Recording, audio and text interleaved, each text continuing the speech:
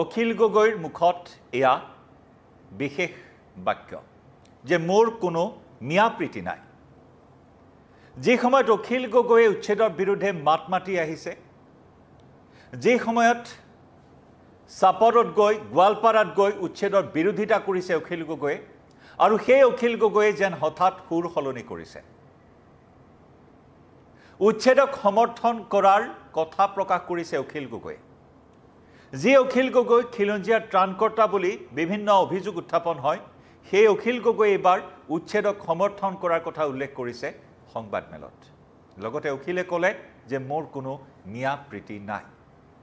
নমস্কাৰ প্ৰিয় দৰ্শক মই জয়ন্ত মাধৱ গোস্বামী আপোনাক স্বাগতম জনাইছো নিউজ 18 অসম নৰ্থ ইষ্টৰ ডিজিটেল লাইভলৈ আৰু ডিজিটেল লাইভত এয়া লৈ আহিছো অখিল গগৈ আজি শিৱসাগৰত এক সংবাদমেল সম্বোধন কৰি কেতবোৰ গুৰুত্বপূৰ্ণ মন্তব্য কৰা পৰিলক্ষিত হ'ল এফালে শৃংখল চলিহাক কটাক্ষ শৃংখল চলিহাক বীৰ লাচিত সেনাই এমাহৰ বিশ্ৰাম দিয়াক লৈ বীৰ লাচিত সেনাক কৃতজ্ঞতা জ্ঞাপন আৰু আনফালে উচ্ছেদৰ প্ৰসংগত কেতবোৰ তাৎপৰ্যপূৰ্ণ মন্তব্য কৰিছে শিৱসাগৰৰ বিধায়ক তথা ৰাজ্য দলৰ সভাপতি গৰাকীয়ে যে তেওঁ কৈছে শিৱসাগৰত যদি বাহিৰৰ পৰা অহা লোকে চৰকাৰী ভূমি দখল কৰিছে সন্দেহজনক নাগৰিকে বেদখল কৰি ৰাখিছে তেন্তে তাত উচ্ছেদ চলালে পূৰ্ণ সমৰ্থন কৰিম আজিৰ পৰা কিছুদিন পূৰ্বে উজনি অসমত উচ্ছেদ অভিযান হলে তীব্ৰ বিৰোধিতা কৰিম বুলি কোৱা অখিল গগৈয়ে এইবাৰ কৈছে যে যদি কোনো সন্দেহজনক নাগৰিকে বেদখল কৰি ৰাখিছে তাত যদি উচ্ছেদ চলোৱা হয় সেই উচ্ছেদ অভিযানত পূৰ্ণ সমৰ্থন আগবঢ়োৱাৰ কথা উল্লেখ কৰিলে অখিল গগৈয়ে আজি সংবাদমেলখনত কেইবাটাও দাবী উত্থাপন কৰিছে অখিল গগৈয়ে হিন্দু মুছলমানৰ যি সংঘাত সেই সংঘাত একাংশই সৃষ্টি কৰিব বিচাৰি আছে বুলিও এক প্ৰকাৰ শৃংখল চলিহাক টাৰ্গেট কৰি সেই মন্তব্য কৰিছিল অখিল গগৈয়ে আৰু তাৰ লগে লগে অখিল গগৈয়ে ক'লে যে সাম্প্ৰতিক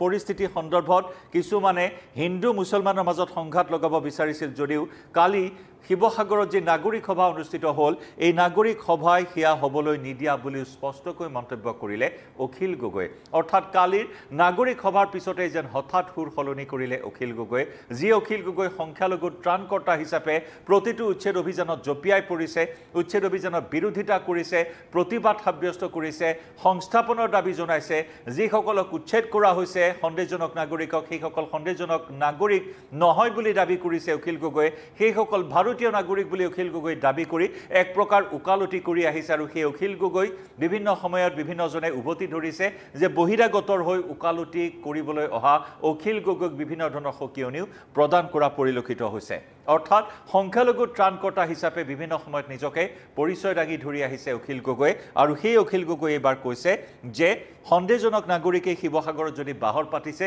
তাত উচ্ছেদ চলালে পূৰ্ণ সমৰ্থন আগবঢ়াব অখিল গগৈ ইয়াৰ উপৰিও শীঘ্ৰেই 6 জনগোষ্ঠীৰ জনজাতিকৰণৰো দাবী উত্থাপন কৰিছে লগতে কৈছে যে খিলঞ্জীয়াৰ নেতৃত্বত অসম চলিব লাগিব খিলঞ্জীয়াৰ নেতৃত্বতে অসম চলিব লাগিব বুলি মন্তব্য অখিল গগৈ আৰু এই ক্ষেত্ৰত অহা 16 আগষ্টৰ পৰা জাতীয় জাগৰণ যাত্ৰা শীৰ্ষক এক কাৰ্যসূচী ৰূপায়ণ কৰাৰ কথা ঘোষণা কৰিলে আজিৰ সংবাদমেলত শিৱসাগৰৰ বিধায়ক গৰাকীয়ে জাতীয় জাগৰণ যাত্ৰা খিলঞ্জীয়াৰ নেতৃত্বত অসম চলিব লাগিব আৰু যাৰ বাবে জাতীয় জাগৰণ যাত্ৰা শীৰ্ষক এক কাৰ্যসূচী 16 আগষ্টৰ পৰা ৰূপায়ণ কৰাৰ কথা ঘোষণা কৰিলে অখিল গগৈ একে সময়তে অখিল গগৈয়ে দাবী কৰিলে 371 ক অসমত কাৰ্যকৰী কৰিব লাগিব এনআৰচিত নাম থকা সকলক অসমীয়া হিচাপে পৰিচয় পত্ৰ দিব লাগিব মুঠৰ ওপৰত অসমীয়া প্ৰীতি এয়া মিয়া প্ৰীতি নহয় অখিল গগৈৰ এতিয়া মিয়া প্ৰীতি নাই এতিয়া অখিল গগৈৰ অসমীয়া প্ৰীতি জাগ্ৰত হৈছে আৰু অসমীয়া প্ৰীতি জাগ্ৰত হোৱা কেন্দ্ৰ কৰি অখিল গগৈয়ে খিলঞ্জীয়াৰ স্বাৰ্থত আজি কেতবোৰ দাবী উত্থাপন কৰিছে চৰকাৰৰ ওচৰত যে 371 ক অসমত কাৰ্যকৰী কৰিব লাগিব এনআৰচিত নাম থকা সকলক অসমীয়া হিচাপে পৰিচয় পত্ৰ দিব লাগিব পৰিচয় পত্ৰ প্ৰদানৰ দাবী উত্থাপন কৰিলে আৰু খিলঞ্জীয়াৰ নেতৃত্বত খিলঞ্জীয়া অসমীয়াৰ নেতৃত্বত অসম গঢ়াৰ লক্ষ্যৰে জাতীয় জাগৰণ যাত্ৰা আৰম্ভ কৰাৰ কথা ঘোষণা কৰিলে শিৱসাগৰৰ বিধায়ক গৰাকীয়ে আৰু এই সংবাদমেলতে এতিয়া অসমীয়া প্ৰীতি দেখুৱাই অখিল গগৈ ক'লে যে মোৰ কোনো মিয়া প্ৰীতি নাই আজিৰ পৰা কিছুদিন পূৰ্বে যেতিয়া সাপৰত উচ্ছেদ অভিযান হৈছিল তাত আমি দেখিবলৈ পাইছিলোঁ অখিল গগৈ কেনেদৰে জাপ দি পৰিছিল সেইসকল বেদখলকাৰীৰ সমৰ্থনত বেদখলকাৰীক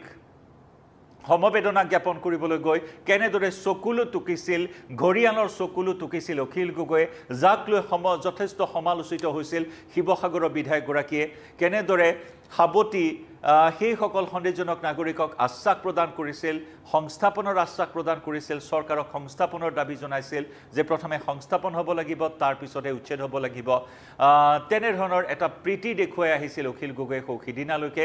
চাপৰতে হওক বা গোৱালপাৰাতে হওক গোৱালপাৰাৰ যিসকল বেদখলকাৰী আছিল সেই বেদখলকাৰীসকলক উচ্ছেদ কৰাৰ পিছত যেন ঘৰিয়ালৰ চকু পানী টুকিছিল সেইসকল বেদখলকাৰীক সাৱতি ঘৰ বাৰী হেৰুৱাই কান্দোনত ভাগি পৰা সেইসকল বেদখলকাৰী সন্দেহযুক্ত নাগৰিকক আশ্বাস প্ৰদান কৰিছিল অখিল গগৈয়ে তেনে বহুখিনি ফটো বা আলোকচিত্ৰ ভাইৰেল হোৱা পৰিলক্ষিত হৈছিল তেনে কিছু আলোকচিত্ৰ সকলোৰে নিশ্চয় মনত আছে এয়া এনেদৰেই সান্তনা দিবলৈ গৈছিল অখিল গগৈয়ে সমবেদনা জ্ঞাপন কৰিছিল বেদখলকাৰীসকলৰ কাষত থিয় হৈছিল অখিল গগৈয়ে অৰ্থাৎ এইসকল সংখ্যালঘু লোকৰ ত্ৰাণকৰ্তাৰ ৰূপত আবিৰ্ভাৱ ঘটিছিল অখিল গগৈ আনকি বিলাসীপাৰাত যেতিয়া উচ্ছেদ অভিযানৰ গৈছিল তাতো এখন নাটকীয় এটা দৃশ্য দেখিবলৈ পোৱা হৈছিল য'ত নেকি নিজৰ বিলাসী বাহনখন এৰি অখিল গগৈ বাছত উঠি সাধাৰণ এজন লোকৰ দৰে বাছত উঠি গৈ বজাৰত সকলোৱে দেখাকৈ নামি এইসকল সংখ্যালঘুৰ কাষত থিয় দিবলৈ গৈছিল অখিল গগৈ যি নেকি বাতৰ নাদ হিচাপে অখিল গগৈৰ সেয়া বাতৰ নাদ হিচাপে শাসকীয় পক্ষইও যথেষ্ট সমালোচনা কৰিছিল অসমৰ ৰাইজেও অখিল গগৈক সমালোচনা কৰা পৰিলক্ষিত হৈছিল অৰ্থাৎ এনেদৰেই বেদখলকাৰীসকলৰ হৈ থিয় দিয়া বেদখলকাৰীসকলৰ হৈ মাত মতা বেদখলকাৰীসকলৰ হৈ ওকালতি কৰা অখিল গগৈ কিন্তু সেই অখিল গগৈৰ এতিয়া অসমীয়া প্ৰীতি যেন জাগি উঠিছে আৰু যাৰ বাবে এতিয়া খিলঞ্জীয়া নেতৃত্বত অসম গঢ়াৰ পণ লৈ জাতীয় জাগৰণ যাত্ৰা আৰম্ভ কৰিবলৈ ওলাইছে অখিল গগৈ সংবাদমেলত কি ক'লে অখিল গগৈ য'ত অখিল গগৈয়ে ক'লে আজি যে তেওঁৰ কোনো মিয়া প্ৰীতি নাই শিৱসাগৰত উচ্ছেদ হ'লে পূৰ্ণ সমৰ্থন আগবঢ়োৱাৰ কথা উল্লেখ কৰিলে হঠাৎ যেন ইউ টাৰ্ণ মাৰি সুৰ সলনি কৰি অখিল গগৈয়ে এতিয়া উচ্ছেদক সমৰ্থন কৰিবলৈ আগবাঢ়ি আহিছে কি ক'লে সংবাদমেলত আগবঢ়াইছোঁ সেই ভাষ্য আমাৰ ঐতিহাসিক শিৱসাগৰত দূৰৰ পৰা আহে অন্য কোনোবা জিলাৰ পৰা আহে সেয়া আপোনাৰ নামনি অসমীয়া হওক সেয়া বৰাক উপত্যকাই হওক সেয়া বাংলাদেশৰ পৰা ডাইৰেক্ট আহিয়ে হওক এনেকৈ আমাৰ চৰকাৰী ভূমি দখল কৰিব এইটো আমি কেতিয়াও নামানো গতিকে বিধায়ক হিচাপে মই স্পষ্টকৈ এটা কথা কৈ দিছোঁ যে শিৱসাগৰত চৰকাৰী ভূমিত যদি কোনোবা সন্দেহযুক্ত নাগৰিকে বেদখল কৰিছে তাক কেতিয়াও সহ্য কৰা নহ'ব তাক মানি লোৱা নহ'ব আৰু প্ৰশাসনক তেনেকুৱা বেদখল উচ্ছেদ কৰিবৰ কাৰণে নিৰ্দেশ দিয়া হ'ব এই কথাটো মই স্পষ্টভাৱে আপোনালোকক জনাই ল'ব খুজিছোঁ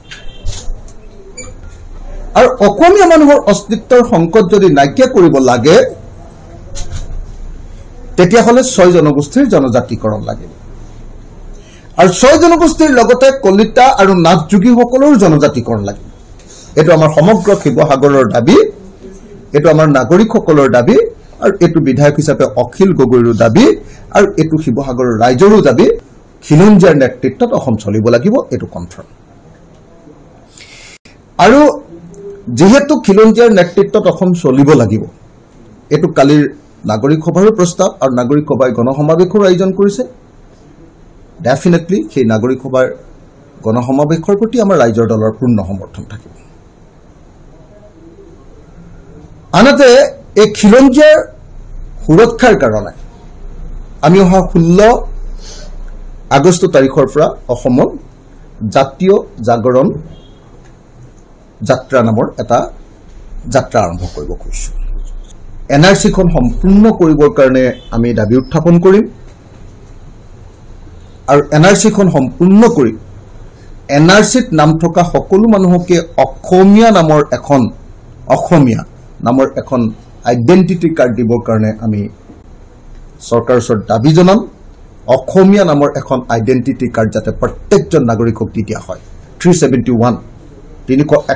অনুচ্ছেদ অসমৰ কাৰণে কাৰ্যকৰী কৰিবৰ কাৰণে দাবী উত্থাপন কৰিম মোৰ কোনো এনেকুৱা ধৰণৰ মিয়া প্ৰীতি নাই যিটো কাৰণত মানে মই তেওঁলোকক সাপোৰ্ট কৰিব লাগে সেয়া সংবাদমেলত অখিল গগৈৰ স্পষ্ট মন্তব্যসমূহ আপোনালোকে শুনিলে অসমীয়া জাতি অসমীয়া খিলঞ্জীয়াৰ অস্তিত্ব ৰক্ষাৰ বাবে 6 জনগোষ্ঠীৰ জনজাতিকৰণ লাগিব অসমীয়াৰ খিলঞ্জীয়াৰ নেতৃত্বত অসম গঢ়িব লাগিব সেই সংকল্প লৈ এতিয়া উচ্ছেদক সমৰ্থন জনায় এতিয়া উজনি অসমত উচ্ছেদ হলে তাক সমৰ্থন কৰাৰ যেন সুৰ সলনি কৰি এই মন্তব্য কৰিলে শিৱসাগৰৰ বিধায়কগৰাকী যি সময়ত শিৱসাগৰৰ জাতীয় দল সংগঠনসমূহ একত্ৰিত হৈ নিজাববীয়াকৈ উচ্ছেদ হাতত লোৱাৰ কথা উল্লেখ কৰিছিল নিজাববীয়াকৈ অভিযান চলাব মিয়াখেদা অভিযানৰ নেতৃত্ব ল'ব উজনি অসমৰ দল সংগঠনে তেনেকুৱা এটা পৰ্যায় গতিকে তেনেকুৱা এটা পৰ্যায়ত অখিল গগৈ কৈছিল যে ৰাজ্য চৰকাৰৰ স্পন্সৰশ্বিপত একাংশ দল সংগঠনে ৰাজ্য চৰকাৰে স্পন্সৰশ্বিপ কৰা একাংশ সংগঠনে অসম উজনি অসমত শিৱসাগৰত উজনি অসমত হিন্দু মুছলমানৰ মাজত সংঘাত সৃষ্টি কৰাৰ এটা চক্ৰান্ত চলাই আছে যাক লৈ শৃংখল চলিহাক স্পষ্টকৈ অভিযোগ উত্থাপন কৰি অখিল গগৈ আৰু শৃংখল চলিহাৰ মাজত বাকযুদ্ধ তুংগত উঠিছিল আৰু সেই শৃংখল চলিহাক কালিৰ নাগৰিক সভাই নাকি লগোৱাৰ বাবেও নাগৰিক সভাক ধন্যবাদ আৰু কৃতজ্ঞতা জ্ঞাপন কৰি নাগৰিক সভাৰ পিছত আজি সংবাদমেল সম্বোধন কৰি অখিল গগৈয়ে ক'লে যে তেওঁৰ কোনো মিয়া প্ৰীতি নাই প্ৰিয় দৰ্শক কি ভাবে সঁচাকৈ অখিল গগৈ সুৰ সলনি কৰা বুলি আপুনি ভাবে নেকি জনাব পাৰে আপোনাৰ মতামত কমেন্ট